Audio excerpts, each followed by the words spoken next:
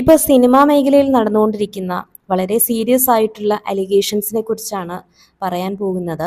ഒരു നടി, ആ നടിയുടെ പേര് പറയാതെ തന്നെ നമുക്കറിയാം ആരാണ് ആ നടിയെന്ന്. ഇന്നലെ ഇന്നുമായിട്ട് വന്ന് ഒരുപാട് നടന്മാരുടെയും നടിമാരുടെയും ഒക്കെ പേര് പറഞ്ഞ് അവരെ അപമാനിക്കുന്ന രീതിയിലുള്ള സ്റ്റേറ്റ്മെന്റ്സ് ഇറക്കി ഇന്റർവ്യൂ ഒക്കെ നടത്തി പോകലാണ് ഈ നടിയുടെ മെയിൻ പരിപാടി. അപ്പോൾ ഈ നടി ഇന്നലെ വന്നിട്ട് നമ്മുടെ ബീന ആന്റണിയെ കുറിച്ച് വളരെ തെറ്റായ രീതിയിൽ തന്നെ സംസാരിക്കുകയുണ്ടായി. അപ്പം ഈ നടീനെ അതിന് പ്രേരിപ്പിച്ച ഘടകം എന്താന്ന് വെച്ചാൽ, കഴിഞ്ഞ ദിവസം തന്നെ ബീന ആന്റണിയുടെ ഹസ്ബൻഡ് ഒരു വീഡിയോയിൽ ഇവരെക്കുറിച്ച്, ഇവരുടെ പേര് പറഞ്ഞില്ല, പക്ഷെ ആ പേരിന്റെ ചെറിയൊരു രൂപമാണ് പറഞ്ഞതെങ്കിൽ പോലും എല്ലാവർക്കും മനസ്സിലായി കാണും ആ പേര് ഇവരുടേതാണെന്ന്. അപ്പം ഇത് അവർക്ക് പിടിച്ചില്ല. അതിനുശേഷം ഒരുപാട് വളരെ മോശമായ അലിഗേഷൻസ് തന്നെയാണ് ബീന ആന്റണിയെ കുറിച്ച് അവർ പറഞ്ഞത്. അതിനുശേഷം ബീന ആന്റണി ലൈവിൽ വന്നു. ഇങ്ങനെ ഇവർ പറഞ്ഞ കാര്യങ്ങളൊക്കെ പറഞ്ഞു. ഇത് ഈ ബീന ആന്റണിയുടെ ഹസ്ബൻഡ് മനോജ് ഇവരുടെ പേര് പറയാതെയാണ് സംസാരിച്ചതെന്നൊക്കെ പറഞ്ഞു. അപ്പം ബീന ആന്റണി പറയുന്നൊരു കാര്യമുണ്ട്, ഇത്രയും വർഷം, ഒരുപാട് വർഷങ്ങളായി ആകെ ഒരു സീരിയൽ അല്ലെങ്കിൽ സിനിമ അല്ലെങ്കിൽ പ്രോഗ്രാംസ് ഇല്ലാതെ നിന്നത് പ്രഗ്നൻ്റ് ആയിരിക്കുന്ന ആ ഒരു കുറച്ച് മാസങ്ങൾ മാത്രമാണ്. ബാക്കി സമയത്തെല്ലാം ഇവർക്ക് ഒരുപാട് വർക്ക്സ് ഉണ്ട്. അപ്പോൾ അതുകൊണ്ട് തന്നെ ഇവർക്ക് ഇങ്ങനെയൊന്നും നടന്ന് പൈസ ഉണ്ടാക്കേണ്ട ആവശ്യമില്ല എന്നാണ് ബീന ആന്റണി പറയുന്നത്. പക്ഷേ ഇവിടെ ഒരു വളരെ സീരിയസ് ആയിട്ടുള്ള അലിഗേഷൻസ് ഓൾറെഡി ഇവർ പറയുകയും ചെയ്തു. ഇപ്പോൾ ബീന ആന്റണി കേസ് കൊടുത്തിരിക്കുകയാണ്.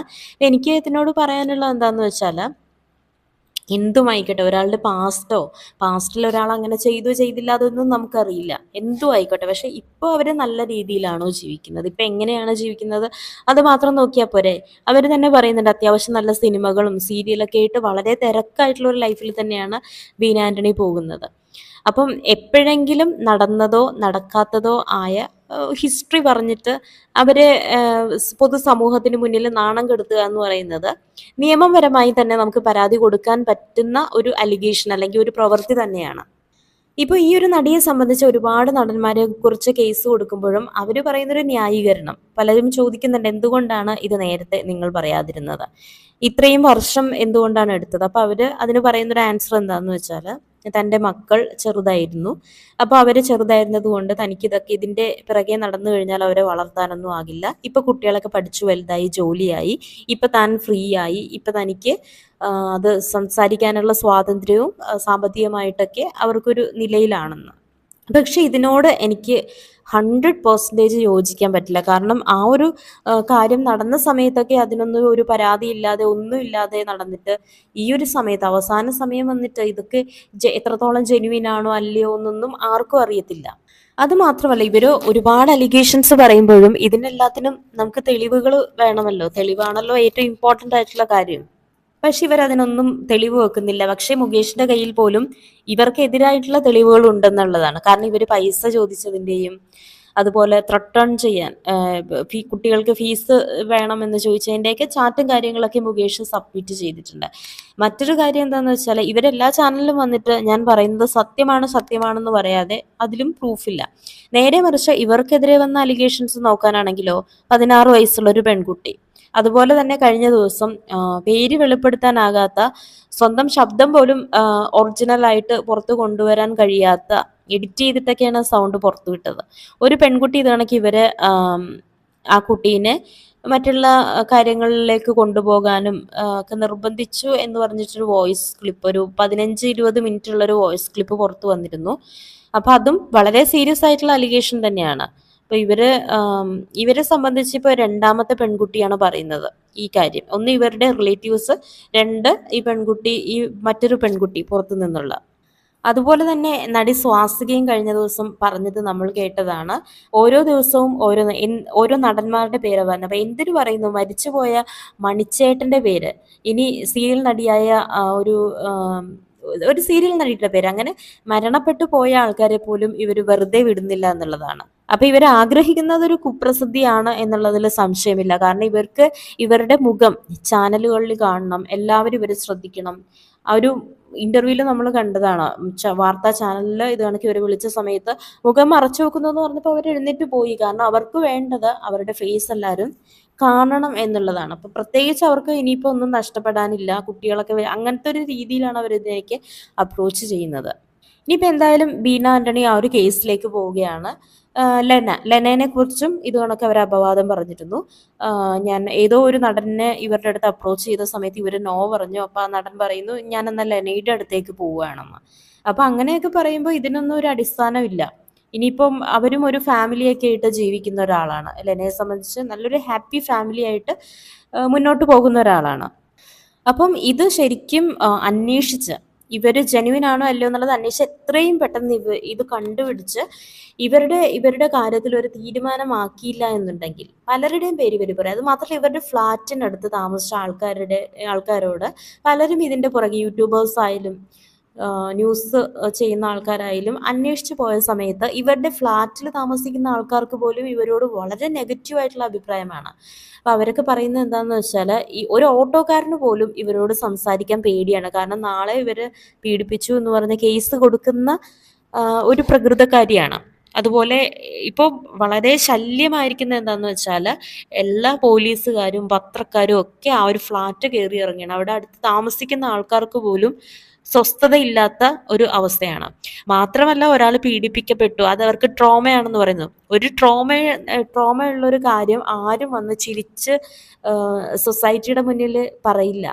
ട്രോമയാണെന്നുണ്ടെങ്കിൽ അവർക്ക് അങ്ങനെ ചിരിക്കാനോ സന്തോഷിച്ച് സംസാരിക്കാനോ കഴിയില്ല. നമ്മൾ കണ്ടതാണ് ഈ സിദ്ദിഖിനെതിരെ സംസാരിച്ച പെൺകുട്ടി. ആ പെൺകുട്ടി എത്രയോ വർഷങ്ങൾ കഴിഞ്ഞിട്ടും വളരെ സീരിയസ് ആയിട്ട് തന്നെയാണ് അതിനെക്കുറിച്ച് സംസാരിക്കുന്നത്. പക്ഷെ ഇവരെങ്ങനെയാണ് ചിരിച്ച് കളിച്ച് കുഴഞ്ഞൊക്കെയാണ് സംസാരിക്കുന്നത്. അതുപോലെ ഇവർക്കെതിരെ സംസാരിച്ച മറുനാടൻ ചാനൽ, അതിനെതിരെ ഇവർ സംസാരിക്കുന്നുണ്ട്. ഇതൊക്കെ ഒരു ചാനലാണോ? എത്ര ലക്ഷക്കണക്കിന് സബ്സ്ക്രൈബേഴ്സ് ഉള്ള ലക്ഷക്കണക്കിന് വ്യൂവേഴ്സ്, മറുനാടിൻ്റെ ഒക്കെ ഒരു വീഡിയോ ഇട്ട് കഴിഞ്ഞാൽ തന്നെ ലക്ഷക്കണക്കിന് വ്യൂവേഴ്സ്. അപ്പം അങ്ങനത്തെ ഒരു ചാനലിനെ കുറിച്ചൊക്കെയാണ് ഇവർ പറയുന്നത് അതൊക്കെ ഒരു ചാനലാണോ എന്ന്. എന്നിട്ട് മറ്റുള്ള ചാനൽസിനേക്ക് ഇവർ പ്രൊമോട്ട് ചെയ്യുന്നുണ്ട് ആ ഒരു സമയം തന്നെ. അപ്പം ഇവരിനി ആരുടെയെങ്കിലും കയ്യിലൊന്ന് പൈസ വാങ്ങിയിട്ടാണോ ഇത്തരം ഇന്റർവ്യൂസ് അറ്റൻഡ് ചെയ്യുന്നത്? ഈവൻ ബാലചന്ദ്ര മേനോനെ കുറിച്ച് പോലും ഇവർ വളരെ അനാവശ്യം. നമുക്കിപ്പോൾ നമ്മുടെ ഒരു കുഴപ്പം എന്താന്ന് വെച്ചാൽ നമ്മുടെ ന്യൂസ് ചാനൽ ഏറ്റവും കൂടുതൽ ഫോക്കസ് ചെയ്യുന്നത് ഓൾമോസ്റ്റ് എല്ലാ ചാനലിലും ഇവിടെ ഇന്റർവ്യൂസ് എടുക്കുന്നുണ്ട്, ഇവരെക്കുറിച്ച് സംസാരിക്കുന്നുണ്ട്. ഇപ്പൊ ന്യൂസ് ചാനൽ നമുക്ക് കുട്ടികളൊക്കെ ഉള്ള വീട്ടിൽ ഓൺ ചെയ്ത് വെക്കാൻ പേടിയാണ്. കാരണം അത്തരം സംസാരങ്ങളാണ് ഇവർ വന്ന് സംസാരിക്കുന്നത്. ഇപ്പോൾ ബാലചന്ദ്ര മേനോനൊക്കെ കുറിച്ച് ഇന്ന് വരെ ഒരു ഇൻഡസ്ട്രിയിൽ ഒരു മെയിൻ സ്ട്രീമിൽ നിൽക്കുന്ന നടി പോയിട്ട് ഒരു കോ ആർട്ടിസ്റ്റ് പോലും ഒരു കാര്യം ഇതുപോലുള്ള കാര്യങ്ങൾ പറഞ്ഞ് നമ്മളാരും കേട്ടിട്ടില്ല. അപ്പം അങ്ങനത്തെ ഒരു സിറ്റുവേഷനിലാണ് ഇവർ വളരെ മോശമായ രീതിയിലുള്ള പരാമർശങ്ങൾ ഇവരെക്കുറിച്ച് നടത്തുന്നത്. അതുപോലെ ഞാൻ ശ്രദ്ധിച്ച മറ്റൊരു കാര്യം എന്താണെന്ന് വെച്ചാൽ ഇവർ പറയുന്നത് എന്നെ അവരവിടെ കൊണ്ടുപോയി, എന്നെ ഇവരിവിടെ കൊണ്ടുപോയി. ഇവർ 4-5 വയസ്സുള്ള അല്ലെങ്കിൽ 10-15 വയസ്സുള്ള പെൺകുട്ടിയാണോ ഒരാൾ വിളിക്കുമ്പോൾ കൂടെ പോയിട്ട് യൂസ് ചെയ്തു അല്ലെങ്കിൽ ഉപയോഗിക്കാൻ നോക്കി എന്നൊക്കെ പറയാൻ? വിളിക്കുമ്പോൾ പോകാതിരിക്കണം. പോയി കഴിഞ്ഞിട്ട് അവരെന്നെ അവിടെ കൊണ്ടുപോയി ഇവിടെ കൊണ്ടുപോയി എന്ന് പറയുന്നതിൽ എന്തർത്ഥമാണുള്ളത്? അപ്പം ഇതൊക്കെയാണ് ഇപ്പോൾ സംഭവിച്ചുകൊണ്ടിരിക്കുന്നത്. ഇത്തരം കാര്യങ്ങൾ ഇത് വളരെ ക്യൂരിയസ് ആയിട്ട് ജനങ്ങൾ, പല ആൾക്കാർക്കും ഇത്തരം വാർത്തകൾ അറിയാനായിട്ട് ഭയങ്കര ക്യൂരിയസ് ആണ്. എന്താണ് ഇതിന് പിന്നിൽ ആരൊക്കെയാണെന്നൊക്കെ അറിയാൻ. അപ്പം ഇത്തരം ആൾക്കാരുടെ ക്യൂരിയോസിറ്റി മുതലെടുക്കുന്ന ചില ചാനലുകളുമുണ്ട്. ഇന്നലെ തന്നെ അവർ ഓടി നടന്ന ഓരോ ചാനലിൽ ഇൻ്റർവ്യൂ ചെയ്യണം. ഒരു ഇൻ്റർവ്യൂ കഴിഞ്ഞ് ചാനലിൽ യൂട്യൂബിലൊക്കെ അപ്ലോഡ് ചെയ്ത് കഴിഞ്ഞ സമയത്ത് 1-2 മണിക്കൂറിനുള്ളിലൊക്കെ ഭയങ്കരമായിട്ട് വൈറലായിക്കൊണ്ടിരിക്കുകയാണ്. കാരണം പുതിയ പേരുകൾ അറിയാനായിട്ട് ജനങ്ങൾക്കും ഒരുപാട് ആകാംക്ഷ. അപ്പം അതിനിടക്ക് പ്രിയങ്ക പറയുന്നുണ്ട് പോകുന്ന ആൾക്കാർക്കും കുഴപ്പമില്ല, പിന്നെ പുരുഷന്മാരെ മാത്രം എന്തിനാണ് പറയുന്നത്? അതുപോലെ കൈയും കാലും കെട്ടിയിട്ടൊന്നും അല്ലല്ലോ ഒരാളെ കൊണ്ടുപോകുന്നത്. ഇത് തന്നെയാണ് നമുക്കും പറയാനുള്ളത്. പരസ്പര സമ്മതപ്രകാരം ഓരോ കാര്യത്തിനും പോയിട്ട് അവസാനം എന്നെ ഇങ്ങനെ ചെയ്തു അങ്ങനെ ചെയ്തു എന്ന് പറയുന്നതിൽ എന്ത് മീനിങ് ആണുള്ളത്? അതുപോലെ തന്നെ പലരും പറയുന്ന കാര്യം എന്താണെന്ന് വെച്ചാൽ ഇങ്ങനെ ഒരു സിനിമ നടി ഇവര് ഒരുപാട് 18+ പോലത്തെ സിനിമകളിൽ അഭിനയിച്ചതിൻ്റെ ചെറിയ ചെറിയ ക്ലിപ്പിങ്സ് ഒക്കെ നമ്മൾ യൂട്യൂബിലൊക്കെ കണ്ടിട്ടുണ്ട്. ആകെ 1-2 സിനിമകളിൽ മാത്രം അഭിനയിച്ച ഒരാൾക്ക് ഒരു 500-600 സിനിമകളിൽ അഭിനയിച്ച അത്രയും എക്സ്പീരിയൻസ് ആണ് പറയാനുള്ളത്.